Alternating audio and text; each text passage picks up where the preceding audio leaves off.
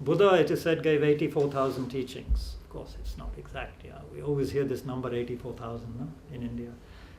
84 lakh ye, 84 hazar wo. Doesn't mean exact. But the point is, he gave so many teachings because our mind needs a lot of medicine to cure it of its sickness. We might think, I'm not sick, I'm well, I'm young, I'm, very well, my mind is okay, I haven't been asked to, undergo any psychological tests. But what Buddha means is that we are sick in the sense that we can easily get angry, easily get jealous, upset, sad, depressed, even to the point of wanting to commit suicide or to harm another person. So in that sense, our mind is not balanced, it is not controlled, it is not peaceful. You mentioned peace. We all want peace, but it's the hardest thing, most elusive thing, hardest thing to find. Even if we're a basically good person, it's hard to find peace because, why? The mind gets distracted. The mind can't stay in one place, even if you want it to. Unless it's something which fascinates you. If you love golgappas or samosas, then of course your mind will stay fixated on them for a while, but that's also because your mouth, your tongue is enjoying the taste, or you're very hungry. But if you are asked to reflect on, if you were asked to reflect on something or to think of an idea or to just sit and be aware of your breathing, you wouldn't be able to do it. Your mind would get extremely bored, distracted, you would start thinking about other things and so forth. And you would start thinking about your problems. You would start thinking about people who upset you or people that excite you. Whatever, your mind will not be able to stay calm and focused and peaceful, because that's the nature of the ordinary mind, the mind that is not yet trained. We train the body, yeah? Someone who is, say, not very fit. We'll take the example of a young person, because young people can do more at that age. So say you're a young person, say 20, 25 years old or less, you want to build up your body. You can do that usually. If you have the right trainer, the right food, the right exercise, you can build your body in a good way. Make it more fit, strong. Athletes do this, yeah? So the same with the mind. Same with our mind. Our mind at the moment, according to Buddha, is unfit. Can't do anything properly. We may be PhDs, we may be brilliant people, but when we go home or when we interact with people, it's very hard for us to control our anger, say, our jealousy. It's hard not to get upset. We are afraid of things, insecure. Will this happen? Will that happen? So it doesn't matter how much we are educated, so-called education, I would say. I don't consider modern education proper education. That is another thing we can talk about later. So we are educated not to really work with our minds. We are educated for some kind of what is called success, or money, or things like that. We're not taught how to make our minds more soft, gentle, kind, peaceful, happy. You speak of happiness. When you look at all the technological advancement in the world, even in India now, of course, and the fact that more and more people are okay, let's speak of the middle class, which all of us are, the expanding middle class, who have enough to eat.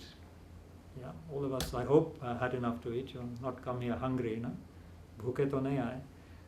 Kal bhi khana khaye, aaj subah bhi kuch kha ke aaye honge. So you see, we're not suffering from that, but with all of our technology, all of our, internet, everything, entertainments, are we happy? Are we really happy? What would you say? No. Are you really happy? Very happy? No. No. Even though, you're a young person, you have your life ahead of you, you're fit, I hope, you don't have any major diseases or anything.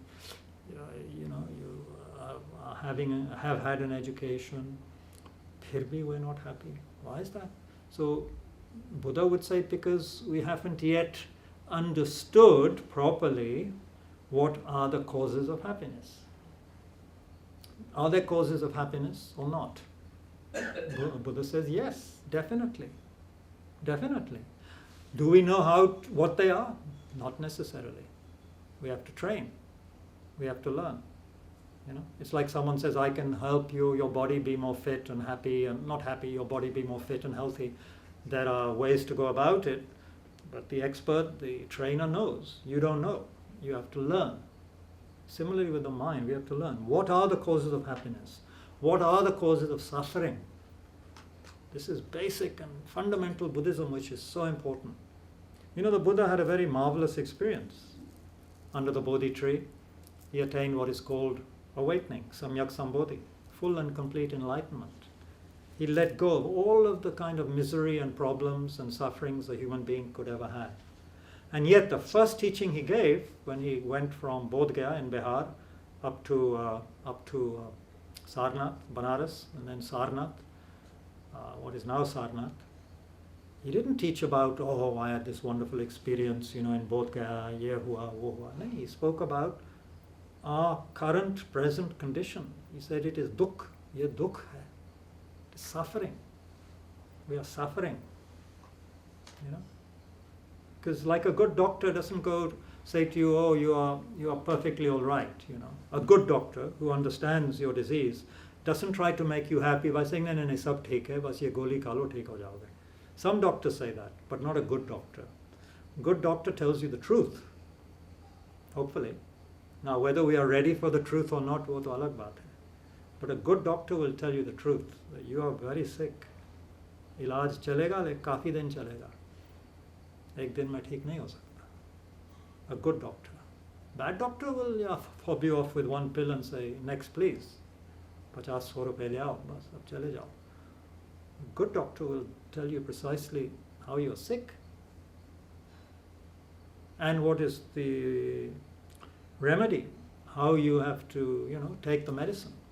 It may take time, of course, depending on your sickness. In the ancient traditions, so we have Unani, we have Ayurveda, and we have Tibetan medicine, we have Chinese medicine. They can do some wonderful things, but it takes time. The medicine takes time. It can take some time. Nowadays we're in a hurry. We want quick results, no?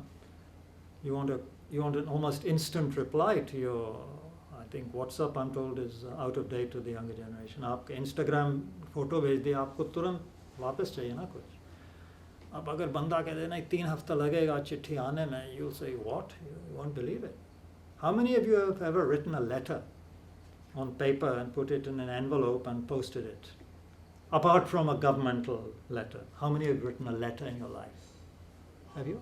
Not one. Have you written a letter ever? We stopped writing letters. I always had to write a letter when somebody, an aunt or a friend gave me something. तो माता जी बोलती थी thank you letter भेजो, और मैं खुशी से लिख करके भेजता था. आदत था उन दिनों में. And many other letters anyway, lambe. So the point is, if we're in a hurry, we can't practice any religion properly, I think. It comes from the Latin root, like many words here in India come from a Sanskrit root or a Persian root, Farsi se. But many words like religion come from the Latin. Re legare. Re means again. Legare is like ligament, means to tie, to connect. So religare means to reconnect. It's very similar to our word yoga. So it means to reconnect with God, reality, jo bhi aap sabse, whatever you regard as the highest, to reconnect with that. Religare. It has a very deep meaning, very beautiful meaning. And when we think of religion, we think of all sorts of sometimes not very nice things. But religion, actually that word means to reconnect. So it means at the moment we are like lost people, but we have this power, ability as a human being to reconnect with reality, or reconnect with ultimate truth. Or if you're from a theistic tradition which believes in a creator God like Islam, Christianity, Hinduism, then you reconnect with God, or something connected with God, Bhagwan, God, Allah, jo bhi hai. So reconnect, it's a very deep meaning, very deep meaning. So when you speak of religion, we should realize that deep meaning. Yeah. You can just give it in a cup. I'm just going to add it to my tea, Bob. Okay. Nothing complicated. So I just wanted to say that. So that is the meaning of religion, but here in Buddhism we have a specific meaning also of this word dharam, dharma. Again, a word much misinterpreted. Dharam, as you know, maybe can mean duty. It can mean many things, but here, specifically in Buddhism, it has the meaning of something which helps you to, it prevents you from falling into suffering. Dharam has this sense of it has to hold you back from suffering, which, as I just said, is the first thing that Buddha spoke about, which is the first thing a good doctor will tell us, which doctors don't like to tell us nowadays. They like to, if you go to even the so-called best hospitals, it's very difficult for them to tell the truth to patients, especially if the patient is very sick. वो किसी को बता देंगे लेकिन patient को नहीं बताएंगे that you're very sick. There's a sense, no, we shouldn't disturb the patient. Maybe the patient has cancer or bad disease, उनको नहीं बताएंगे. This is not good. Patient has the right to know what's wrong with them, so they can prepare and work towards a cure. You know. So anyway, the Buddha was very clear. We speak of 4 noble truths, or actually the word, it should be 4 truths which are taught to noble people, people who have the time and the interest and the intelligence to listen. So the 4 noble truths are as follows. Thank you. So are you okay? You're good? Good. So the 4 noble truths are, first one is, everything is dukkha, suffering. Everything is suffering. I'll explain that. And the second, thanks Paul, second is that there is a cause of suffering. If a doctor just says you're suffering and leaves it at that, then you wouldn't be happy with that doctor. You know, because बता दिए कि आप बीमार हैं, बहुत बीमार हैं, बस नहीं. There's a cause. A good doctor knows the cause. Otherwise, how can I give medicine? Some doctors, of course, give medicine without knowing the cause because they're in a hurry. Line लगा हुआ है, you know. Patient का काफ़ी गंभीर, you know, कुछ है लेकिन समझाने में समय लगेगा और डॉक्टर के भी समझ में नहीं आ रहा है, तो बस छोड़ दो. Buddha is not like that. He says, there's a cause of your sickness. I know the cause. So he said the cause of our sickness is the delusions, the negative emotions in the mind, destructive emotions in the mind. That's the cause, the main cause. And because of these destructive emotions, we engage in negative actions, what we call karam, action. Karam just means action actually. It's not destiny. Karam is action. We create actions. Actions don't just come out of nowhere, they come out of a motivation in the mind. One doesn't do anything. I don't even stir my tea without some mental component first of all. You know, the body is not automatically, you know, asking for milk and, you know, putting milk powder. The mind wanted it. The mind comes first. There's an intention. In my case, you could say addiction to tea, addiction to having more milk in the tea. That is the motivating factor. Then I ask Bob with my mouth words, and then he brings it, etc. It comes from the mind. Simple example, but we have to know it's the mind that is the main factor.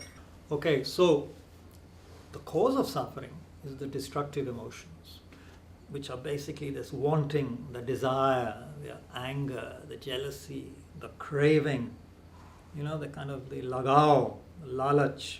So the cause of suffering is this clinging, this wanting, this desire in the mind. It is never peaceful, it's wanting. And when it doesn't get what it wants, of course, it gets angry, upset.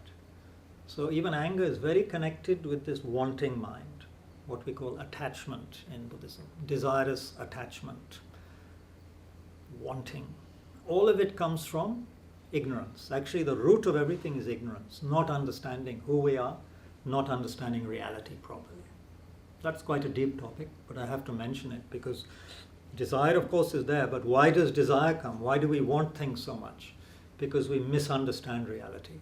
We misunderstand ourselves. Anyway, I'm just giving a brief introduction before we go on to a very practical text by a very great 8th century Indian master, Buddhist master. So then, after the doctor says there's a cause of your sickness, again, if the doctor leaves it at that, you will be upset. हाँ, बता तो दिए कि बीमार हूँ, उसका कारण भी बता दिए, और फिर बस हमको बोल दिए चले जाओ. नहीं. What do we need next? Treatment. Before the treatment even, the doctor has to have the understanding or the conviction that this patient can be cured. है ना? कि एक इलाज है या नहीं? Treatment तो ठीक है, इलाज है या नहीं इसमें? So Buddha says yes, there is the possibility of a complete ending of suffering. Complete. On the mental level. Mental level की बात हो रहा है. He's not saying you can stop getting old. He's not saying you can stop getting sick.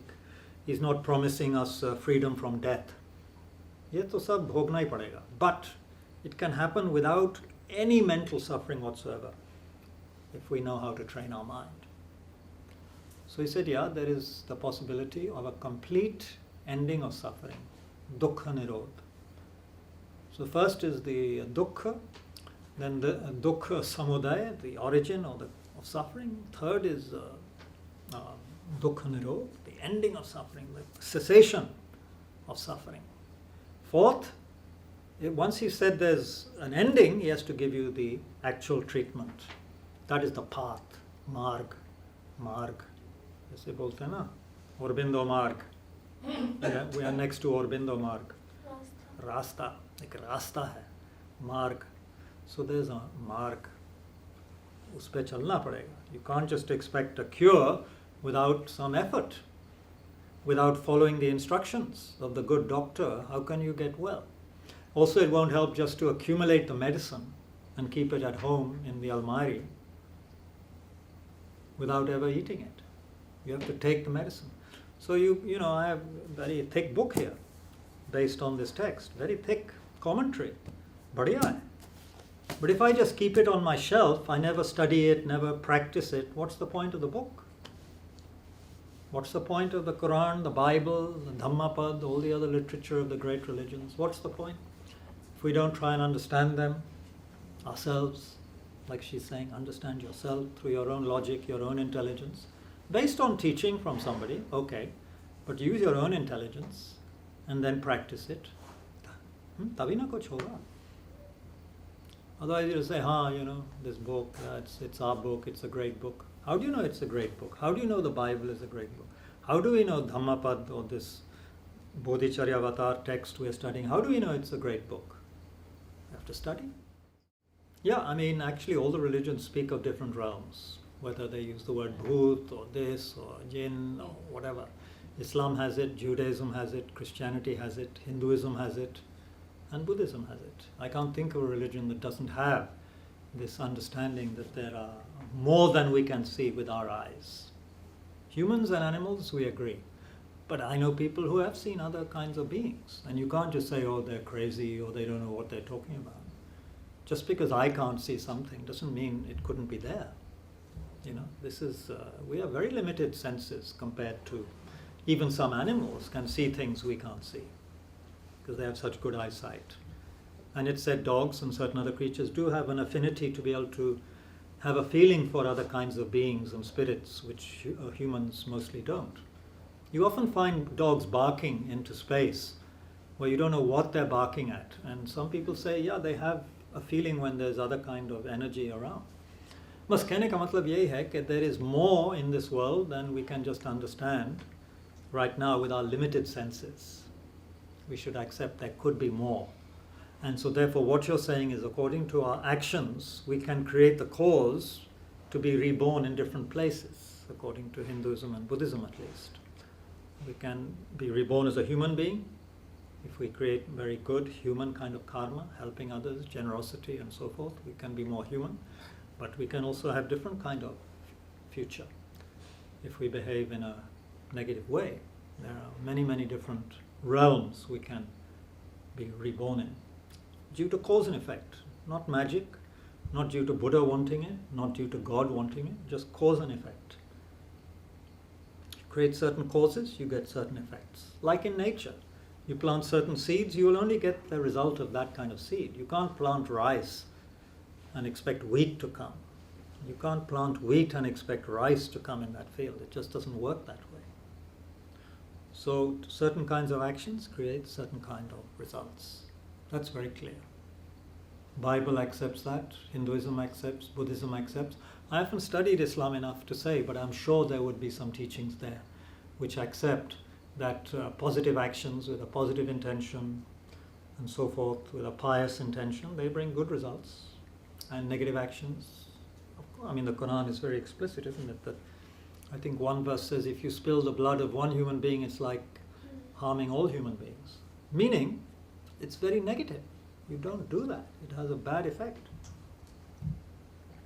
Anyway, so first noble truth, truth of suffering, dukkha. Second noble truth, there's a cause. There's clinging, wanting, desirous mind.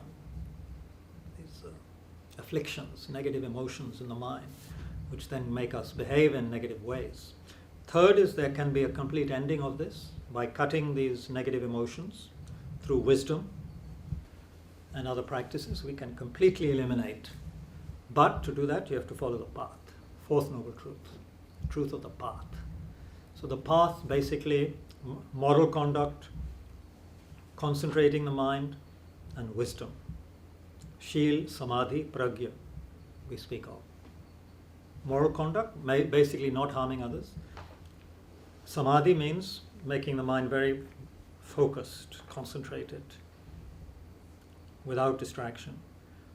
Wisdom means understanding reality, who we are, what we are. So that's basic Buddhism. We have used this word, Mahayana.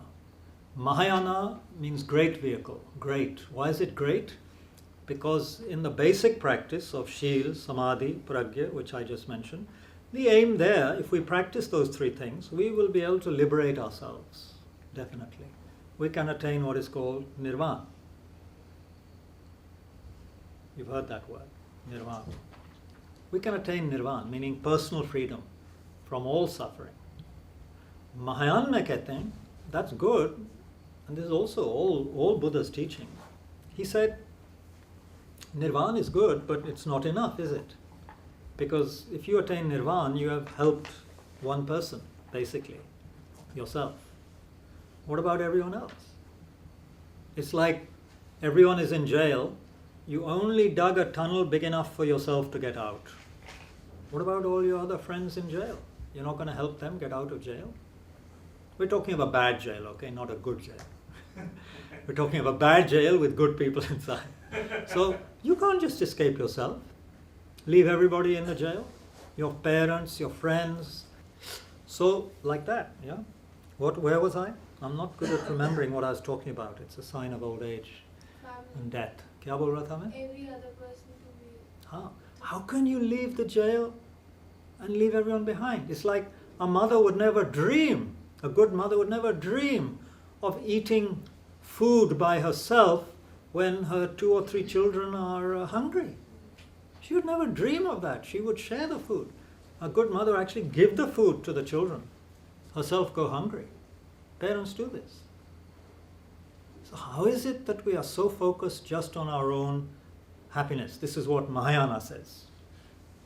We must think about others.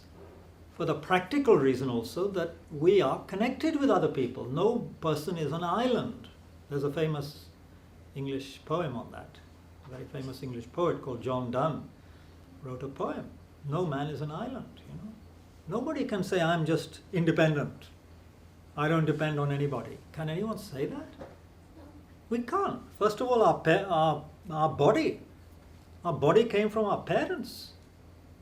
Sperm and egg of parents made our body. We didn't make our body. Then, when we were born, we were like a little worm, hopeless little worm who just does caca, pee-pee and wants food. Sorry, we were all like that. I'm not aiming at anyone. All of us were like that, helpless. Parents looked after us. Without the mother especially, we wouldn't have survived even 2-3 days. Isn't it? It's true. We may hate our parents for various reasons, but actually without them we wouldn't be living. No body, and we wouldn't be alive. So our parents, then all the people who helped us, you know, taught us, all our clothes, everything we use comes from other people. They made it. Somebody built this house. I didn't build it. We're enjoying it. Everything we see around us, put together by other people. Everything. We can't name one thing which we did completely ourselves. Buddhism says the mind comes from previous lives. Okay.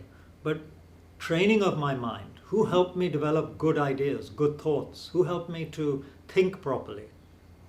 Good teachers, other people, good books. I didn't write those books, other people wrote those books. So I depend on other people for everything. Physical, mental, everything I depend on other people. Everything. Can you think of one thing which is not dependent on somebody else? It's very hard to. Of course, indirectly, everybody. Directly, of course, you may have your own creative intelligence and all, but that was stimulated by others. You were helped in that by others. And to have creative intelligence, you have to have food in your stomach, so that is grown by farmers. You can't have creative intelligence if you're starving to death. So we depend on everybody. So many people we depend on. Most people we don't know their names. We'll never meet them. The poha or the rice or the chapati you had this morning or whatever you had, it's grown by somebody you will never meet.